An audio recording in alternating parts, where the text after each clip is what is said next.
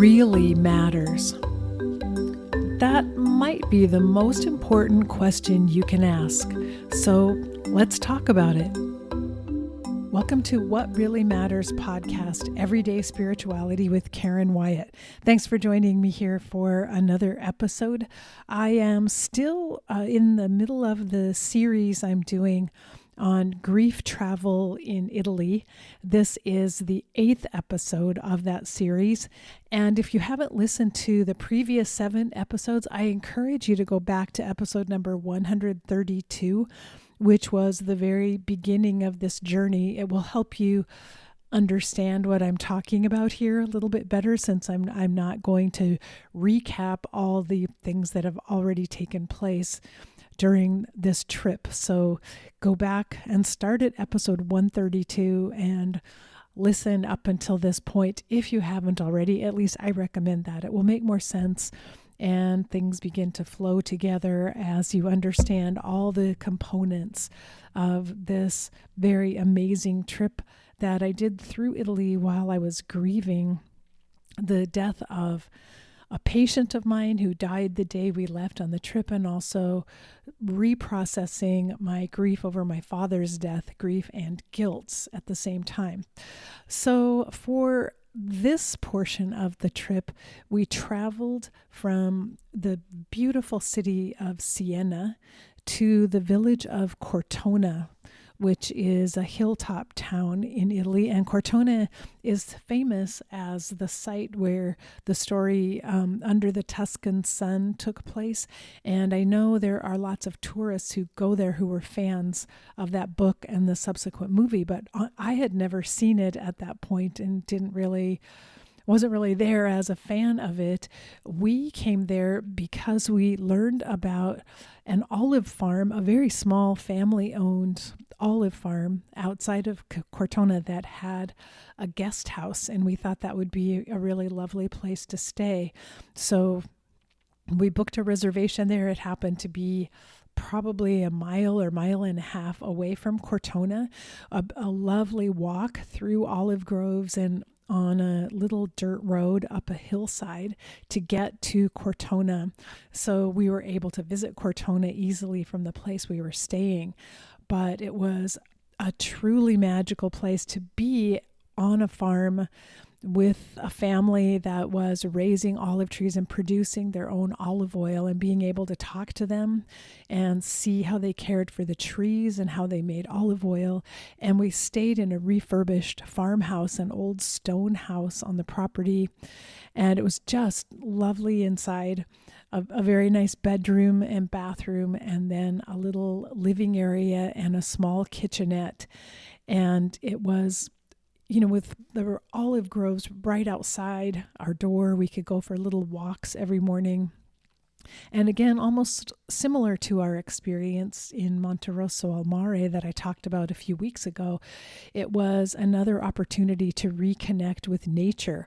On this property with the olive groves, there were, of course, herbs and flower gardens and a little stream traveling through it, a very old fence that we had to cross over to get on the road that would take us to Cortona.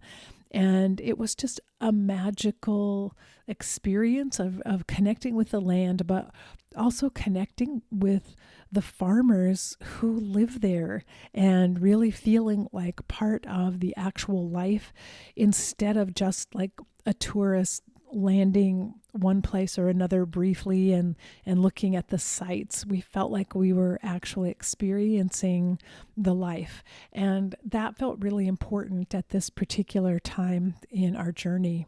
Our entire visit there was quite magical.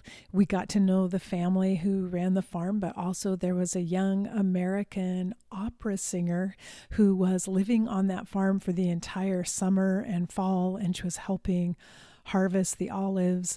And she was kind of escaping briefly from her life and her studies in opera, trying to decide what to do with her life. But she was a lovely young woman with a gorgeous voice. She played a lot of her recordings for us, and we got to know her as well. And it was really fascinating to to see her on her journey also finding respite at this same farm where we had come for a bit of respite. So that was really magical. Our hosts at the farm, some mornings would bring us like fresh homemade bread for breakfast with homemade jams that we would have, and we also had a little espresso maker, the little mocha metal espresso makers that are common in Italy, so we could make espresso in the mornings and have our fresh bread with butter, homemade butter and jam. And it was just a really amazing, relaxing, delightful part of our trip. But as we went sightseeing in Cortona, which is also, it's a very lovely little village and delightful in so many ways.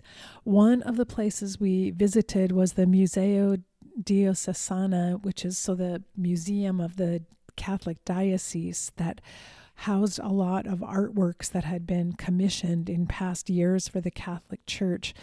And we saw on one floor paintings by Fra Angelico, who I had heard of a lot, and then another floor entirely dedicated to the works of Luca Signorelli, who was a famous Renaissance painter who had been born in Cortona. So that's why a whole floor of this museum was devoted to Signorelli's works. And I'm mentioning this because there was a very interesting painting of his called Lamentation over the Dead Christ, which caught my eye. And as I read about it, I discovered that before this painting, Signorelli's 2 children had died of the plague. So again, the Black Death of the plague, this was a theme throughout Italy that we kept hearing about over and over again. But Signorelli's 2 children had died. He was grieving desperately over their deaths. And before his son's body was taken away, he sketched his son's body. I believe his son was a young man. And so he sketched a perfect drawing of his son's body, and he used that drawing as the body of Christ in this particular painting, Lamentation over the Dead Christ. And apparently he used the drawing and recreated his son's body in some of his other works as well. And so it was powerful to look at this painting and to know that this artist was experiencing his own grief, this tragic loss of his 2 children as he painted it, and the portrayal of grief on the faces of the people doing the deposition. I mentioned the deposition of Christ by Caravaggio early on in this series, back in the Vatican Museum that we saw, which introduced us to the technique of chiaroscura, using light and darkness in paintings to create a highlight effect of particular aspects of the painting. But so this was a similar moment, depicting the moment that Christ's body was taken from the cross. And so I really appreciated the portrayal of grief and its various manifestations on the faces of the people who were hovered around the body of Christ, including Mary. And one woman was holding Mary's head between her 2 hands to support her. And it was just a beautiful, very real and human depiction of grief. And of course, it came directly from Signorelli's own grieving. And so that was a powerful moment to view that painting. And again, as I've described in other places on the trip, there are just these mementos of grief, these signifiers of grief everywhere we went. And these are things I may not have noticed or paid attention to before, except that I was dealing with my own grief on these travels and experiencing it pretty intensely at times throughout this entire trip. And so I realized how much richness was added to my tourism in Italy because of the grief, because I was so aware of my own grief.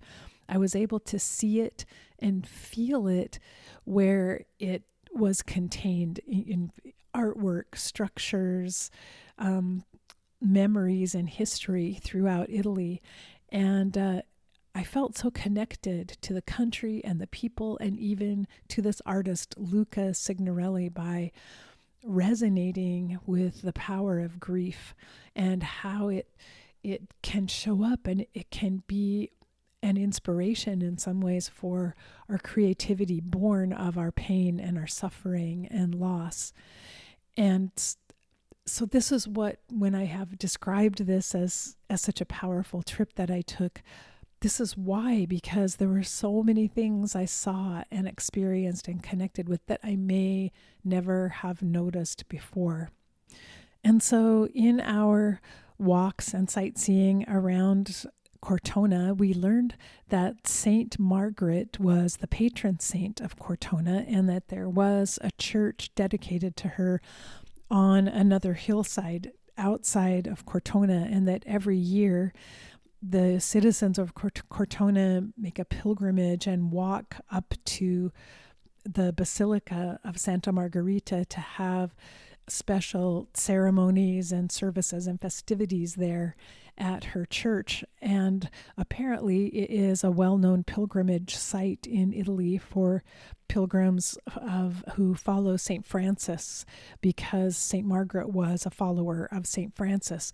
And so I really wanted to visit this church. And the reason is because my mother's name was Margaret, and somehow I felt called to go to this church.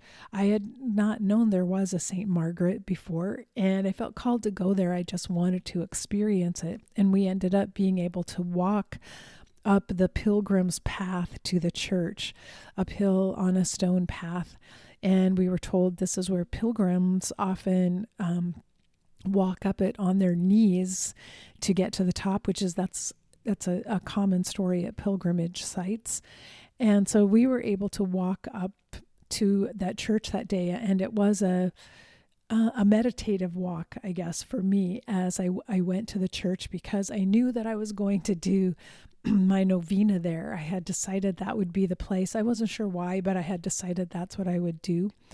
So I did a very meditative walk and contemplated my own grief and loss. But what was coming to me loud and clear on that day that I was dealing with is some of the guilt and the shame that I felt. And I've mentioned this before, but guilt over the fact that as a doctor, my young patient had died of H1N1 flu, which may have been completely outside of my control. And yet I still carried so strongly this notion of being able to help people and saved people. That was still so important to me in my mind and heart, and my passion for being a doctor.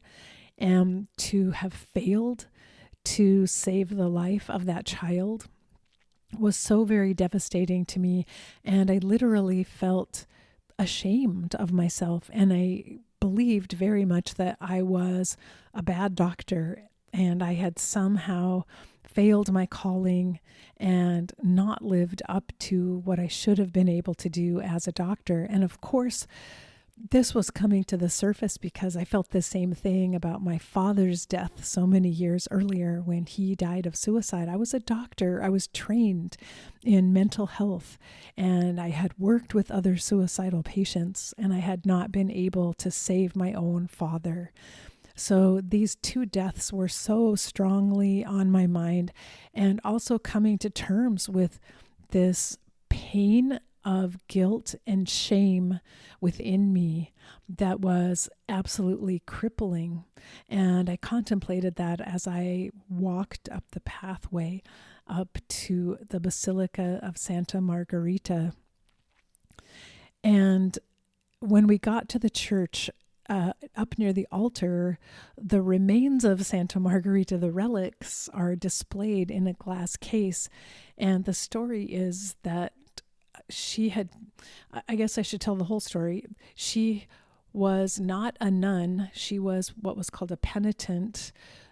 So she did not go through a convent to become a nun, but she took a vow of poverty and dedicated her life to service of others. And this was after having a lot of pain and suffering earlier in her life.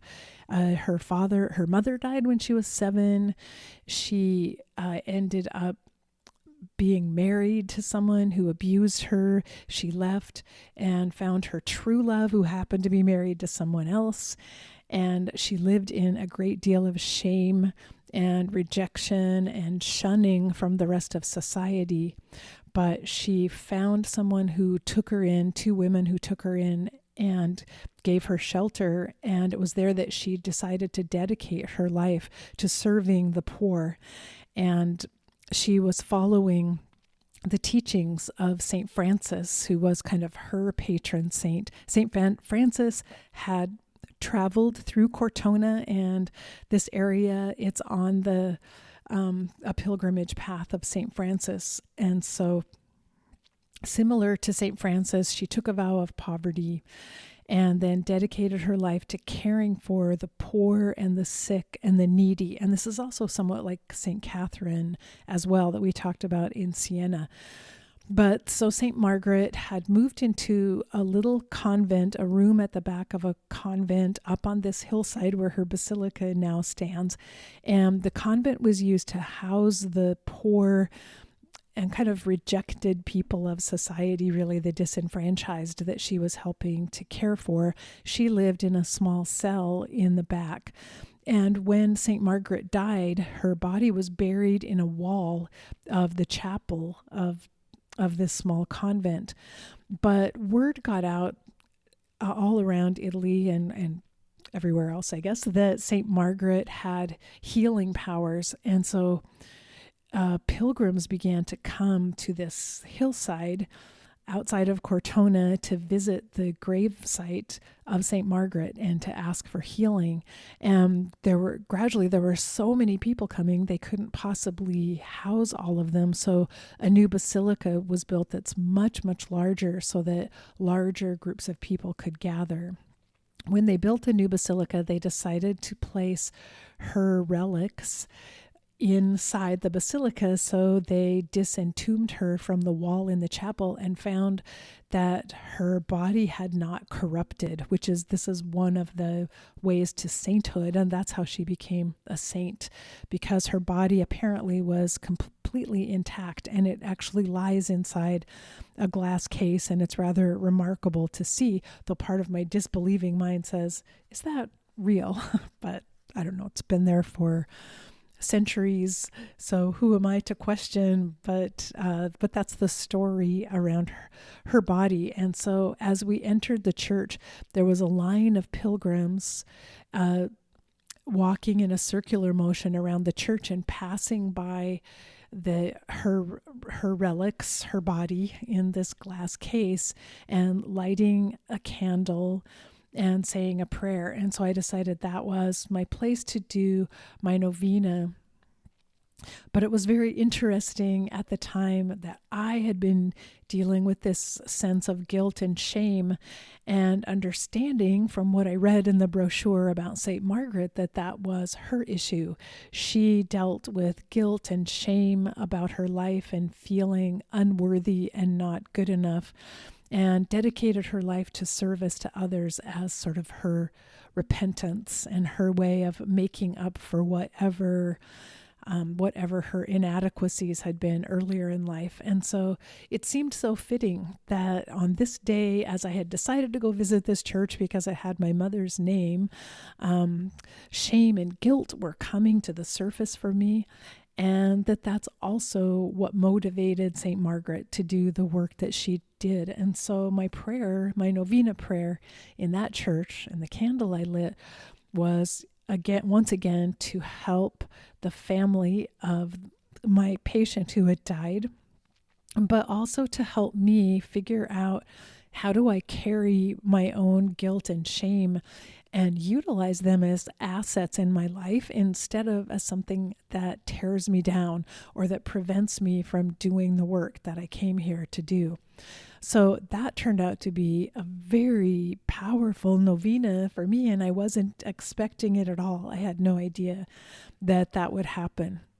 And so I left that church. We walked back down the hill, back down the Pilgrim's Way, and something had been lifted from my shoulders. I just felt this lightness, and that was really powerful for me. We went back to Cortona and we met our young opera student friend for dinner and had an amazing, wonderful meal and delightful conversation with her and got to know her better. And the entire evening felt very enchanted. But once again, as I said, I had experienced this lifting of a certain weight from my shoulders. The next morning, we were wandering around Cortona again and came across a little art gallery and shop that caught my eye that we decided to visit. And this again was another just kind of a serendipitous moment that we happened to see this little shop, and I was drawn to it to go inside and see the work there. So it was a gallery of the sculptor Andrea Roggi, I'm not sure I'm pronouncing that correctly, but the name of his gallery is Circle of Life. And the theme of all of his sculptures is the tree of life. And he does these amazing bronze sculptures that feature olive trees that are kind of growing up, some from planet Earth. You see planet Earth with an olive tree rising up with its branches and very, beautiful, delicate leaves on the trees.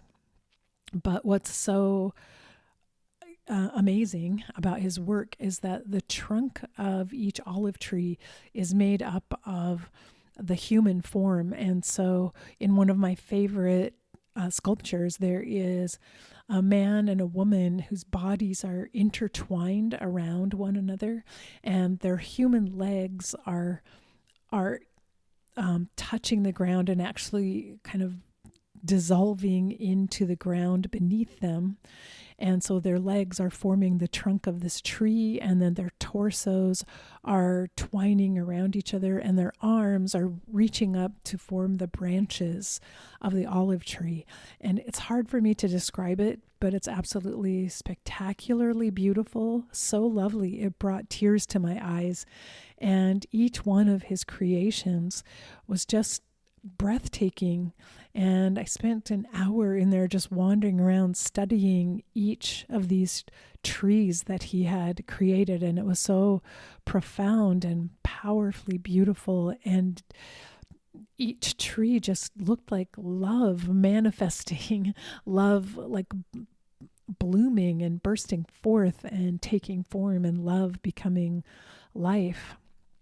And it reminded me, and I'm not sure I mentioned this before, but when at the very beginning of our journey, when we were in Rome, we visited the Borghese Gallery that houses an incredible marble statue of Apollo and Daphne by Gian Lorenzo Bernini. And this sculpture is of the moment when Apollo catches Daphne and she begins to turn into a tree, because that was the curse that had been placed upon her.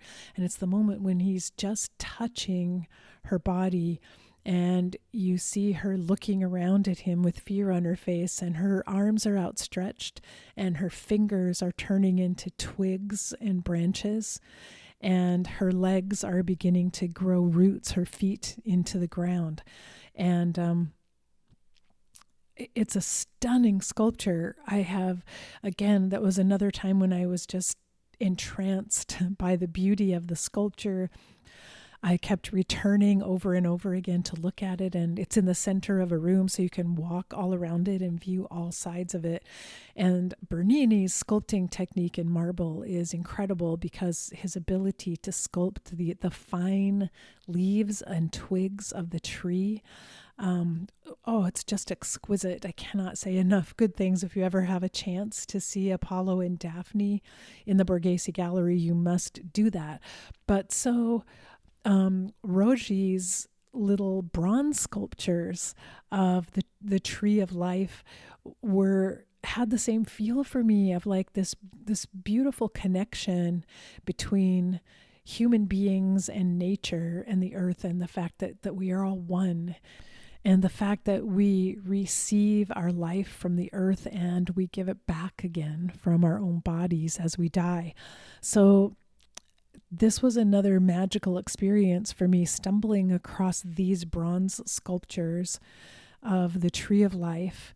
And I took the brochure from the gallery and carried it with me on our entire trip because it was just so powerful to see this art. And I didn't quite fully understand why or what it was evoking in me, but it came full circle. And I'm jumping way ahead now to a subsequent trip to Italy when we happened to visit Puglia, the heel of the boot of Italy, so the southeastern part of Italy, which is not nearly as heavily touristed as all the rest of Italy. But we went on a tour and we visited some ancient olive groves that had trees between 500 and 1,000 years old in these groves. That was another incredible experience, to be with trees that have been here on the planet through all of this history, through all of this time that has passed, and are still alive and still producing olives. And so to be in the presence of those trees, to be able to walk amongst them and touch the bark on the trees and actually feel in communication with them was really phenomenal. And the guide showed us a few trees that he said are called the walking trees. And he explained to us that when trees are this old, for one thing, the trunks of the trees grow very, very large over time, but also parts of the trunk and the bark on the outside begin to die. And as part of the trunk is dying away, the roots grow up a new trunk that comes up from the ground a few feet away, and that trunk merges with the upper trunk and the branches, and so it becomes a new route for the roots to nourish the rest of the tree. And it's as if the tree is walking, and that's how he described it to us. These trees are walking, and there's always a new part that will come when something else has died. There is always a new part that will come to nourish what is new and to maintain the life of this tree. And so again, after that, we were taken to the city of Monopoli in Italy, where we saw paintings of the walking trees on a display out near the harbor. And again, wow, it blew me away, this idea of walking trees, and that these trees that are able to allow parts of themselves to die and yet carry the dead with them. The dead parts remain part of them and are an essential part of the tree, but they're able to grow something new in spite of the death that has happened. And so those trees also became a phenomenal reminder of how we carry our grief and how we carry our dead with us throughout life. And so we continue walking on our way and creating new things, but our dead are with us always. And so the moment I saw those walking trees, my mind flashed back to the Tree of Life gallery, and I remembered those bronze sculptures and how beautiful they were. And I could see it all over again. The bronze sculptures looked just like the walking trees with the bodies coming together the two bodies intertwined and coming together. In this case, there was a living body and a body that had died, but they were intertwined and coming together to create this beautiful living tree with its branches bearing olives and leaves. And so all of this for me, all of these experiences in these little villages or in big cities, there was just so much for me to see. My eyes were opened and I saw grief everywhere I looked. I saw the pain of loss, but I saw also that life goes on and life finds a way. It finds a way to continue to blossom and bloom. It continues to feed us and nourish us and to support us. And whatever we have lost, whatever we have has died for us, remains a part of us that we can take with us. And we are able to become our greatest and best selves when we can embrace all of it, embrace the losses. We can carry the pain with us. We can carry the grief and even the shame and the guilt, what we feel were our failures, along with where we feel we've done well. And we can bring all of it together and carry it with us. And that is how we become, throughout our lifetimes, our very greatest selves. So this was the powerful lesson that I learned through that visit to Cortona and through novena number 7 that I performed there at the Church of St. Margaret. So as I said, I encourage you to go back and listen to all the other episodes if you haven't so far. Also, thank you for listening this far in to my story. And these stories are part of the next book that I'm writing and working on. I'm preparing the podcast as kind of a way to get me inspired to do the writing. So this is going to be turned into a book, hopefully early in 2024, and I'll keep you posted about that. If you're interested in my other books, you can go to eoluniversity.com/books, and there you'll find 4 of my books I've written so far and how to purchase them. And if you go to eoluniversity.com/support, you'll find 3 different ways that you can make a small financial contribution and help keep this podcast and the End of Life University podcast and YouTube channel on the air. So thank you in advance if you choose to do that. And as we say goodbye now to come together again next week, remember that we're here for love. Ultimately, that's what we're doing here. We're trying to learn about love. So face your fear, be ready for whatever life brings you next, and love each and every moment of your very precious life. Bye-bye.